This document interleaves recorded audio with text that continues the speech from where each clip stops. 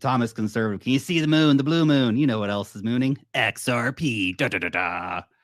Hey, shout out to the guys at XRP, all the XRP army, all the XRP bag holders out there. You guys might finally get. Hey, everybody. It's Eddie from Tokyo. This is your cryptocurrency update from Japan. And I don't think Lark needs an introduction with 1.2 million followers on X. And he's been around for years and years and years. He's an OG in the space, a little bit of a Bitcoin maxi, which is why I decided to clip that up, because it's very rare of him to make any positive comments about the XRP army. But I think it was sincere. And yeah, I know that there's a lot of people rooting for the army. Even Raoul Paul did in a video just a couple of days ago. I'm going to share that. He was a little bit less, well, what can I say? I shared it with my Patreons, and I really went through a deep soul search of whether or not I should share it or not, because I think maybe some people might be angry with him. But in hindsight, I think I have always done a very, I think, fair job on this channel to present the good, the bad, and the ugly. I think Raoul Paul is fantastic, and I understand where he's coming from, and you'll see when I show the clip.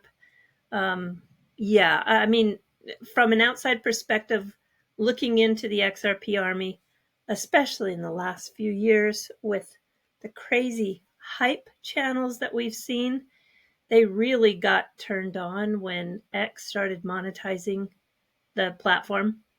I saw a big change in the XRP community.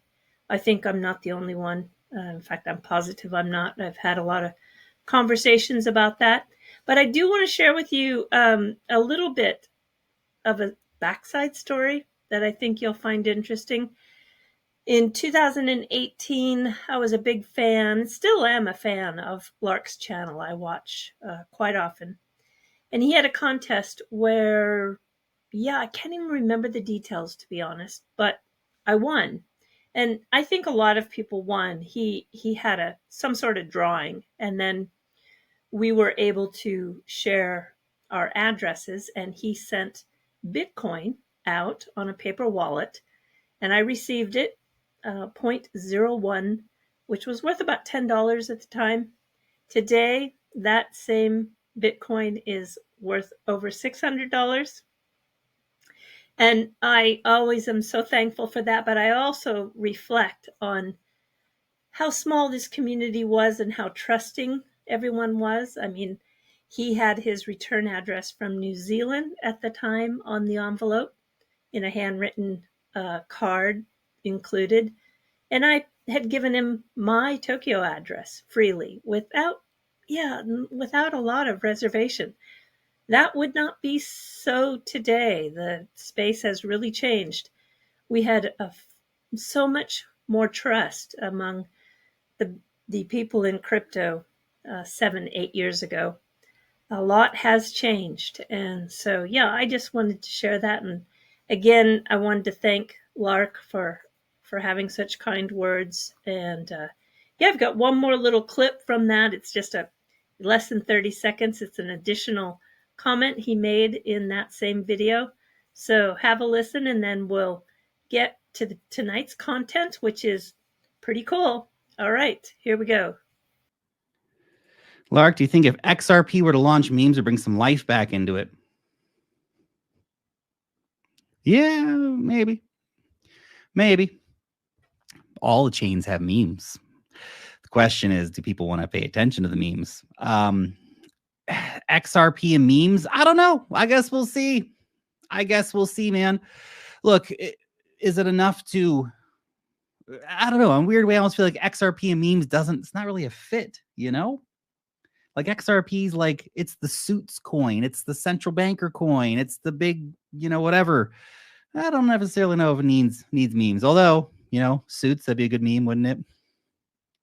Anyway, I don't know. I'm not sure that's the case. I think XRP will find its own way without that kind of stuff. I'm sure all of you are watching the market because Bitcoin's back over 60,000 and by quite a bit. So it has the whole entire market up quite a bit. And it's fun, of course, especially this season. I'm hearing from many people and those people who've been around a long time that this sideways action has been long and difficult. For some reason, it's been feeling exceptionally long to go sideways, but I think sideways is better than down, and we tend to be holding, a pretty strong front in terms of price. And I'm still very encouraged that once the summertime is over and the fall kicks in, and of course we've got some current movement based on what the Fed is going to do, which will impact things. I think it's going to be a great second half of the year. I've shared a few things today, and three of which I was to break some news on SBI, which you'll soon see. But the biggest likes that I received was in reference to this Forbes Japan article about the CEO and chairman of SBI, and that would be Mr. Yoshitaka Kitao. I'll put a link to the article in the description of this video, and I took an excerpt from page 4, where it is in the middle of an interview, and he just states that, of course, many of you already know, but that SBI is the largest external shareholder of Ripple Labs, the U.S. company that develops a next-generation remittance system using blockchain technology.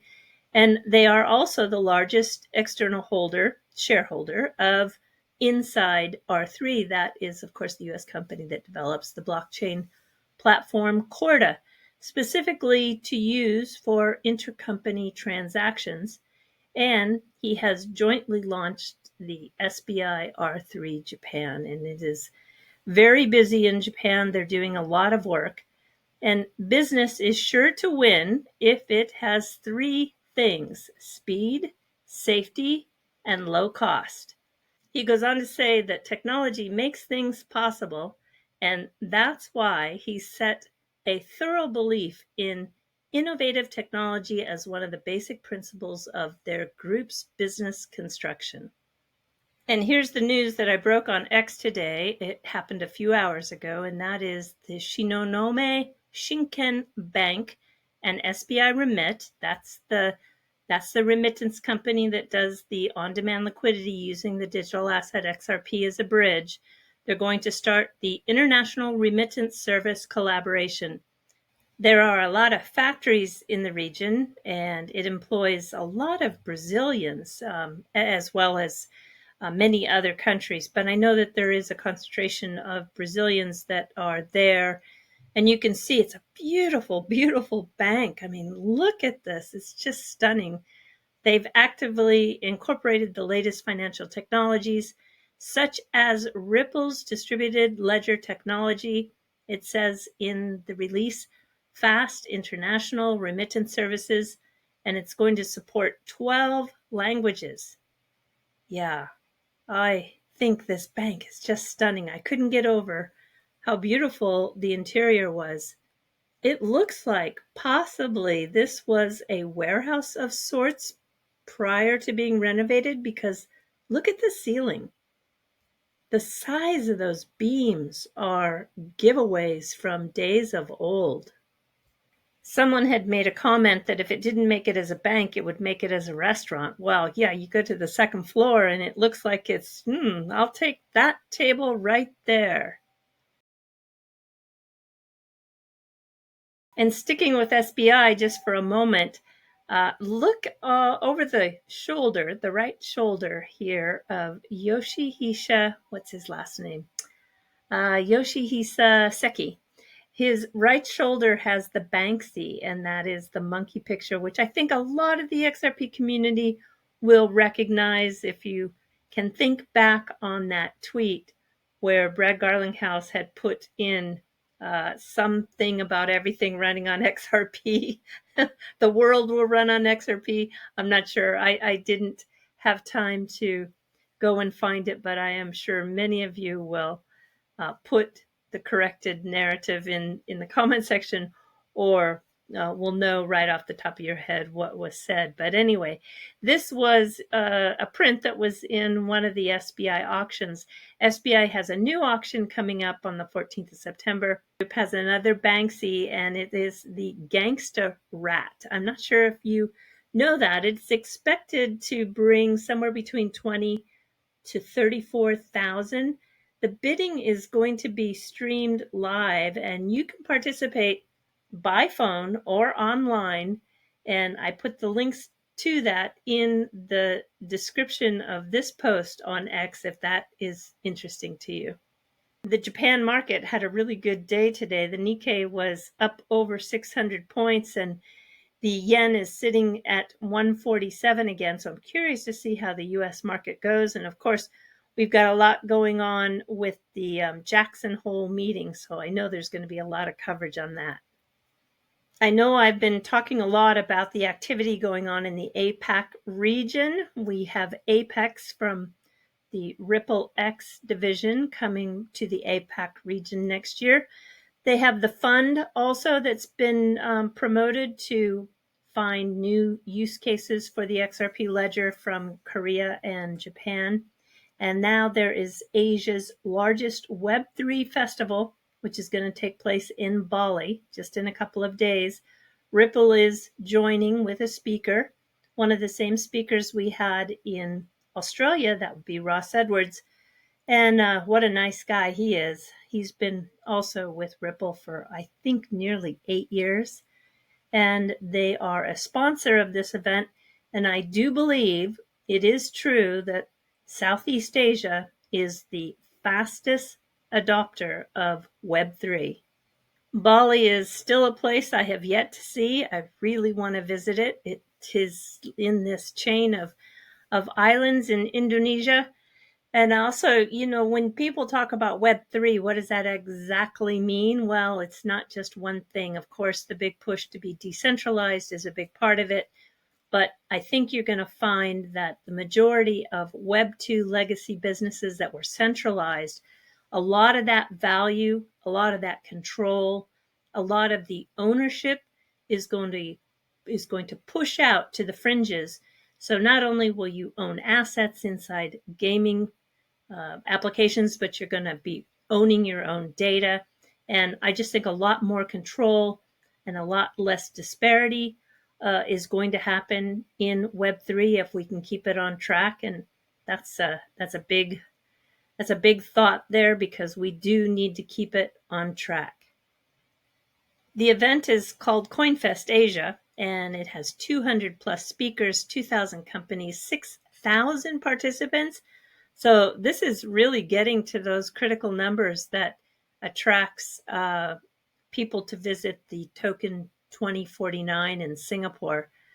So I think this is going to definitely put a marker in the sand as far as a place that is going to lead this Web3 adoption. And Ripple has a private side event. It's a builder mixer. And yeah, I'll say it again. It's all about the builders. It's full. There's a waiting list, and I don't know exactly where they're holding it because you have to register to see the address. I'm not going to be able to go, so I'm not going to waste their time registering. But it's good to see that they have totally booked out the event. And if there's a waiting list, that's a good sign. And finally, I am happy to say that I think that the XRP community is finally getting it, that this crypto news flash has got the worst quality of news out there. The Wells Fargo approves the payments in XRP credit loans, debt, etc., which is really nothing more than promoting a token, the CFT token, that they write up in the article here, that could skyrocket from its current price of 72 cents to an astounding 4.98. These guys just don't give up. But I can tell you, I saw far less retweets of this kind of story. I think finally the community has seen through this fake news. tomorrow I'm going to be stitching up the time I captured with the guys from True Gems. This is a new project that's built on Flare Networks. They have put a big emphasis on the UI, and yeah, they're long time in the space. They're also from the XRP community. They've built a couple of projects, and I think it's going to be a fun, concise video for you to watch. And then I'll let Raoul Paul take you out. Yeah, just take it in stride. So I thank you. I'm happy for the green day for everyone. And do take care. Sayonara for now. Bye-bye. Guys, these are long questions to read out. Blah, blah, blah, blah, blah, blah, XRP. We've gone through this before. XRP, it's like from 2 bull markets ago. You might be right. You might love it forever. Just please move to whatever the strong momentum is. I know there's that fear in your head is this time it'll be the big one. You'll get plenty of notification, you get back in, but don't miss the bull market because you're in a narrative of past. I beg you, I've begged you and begged you, don't do this.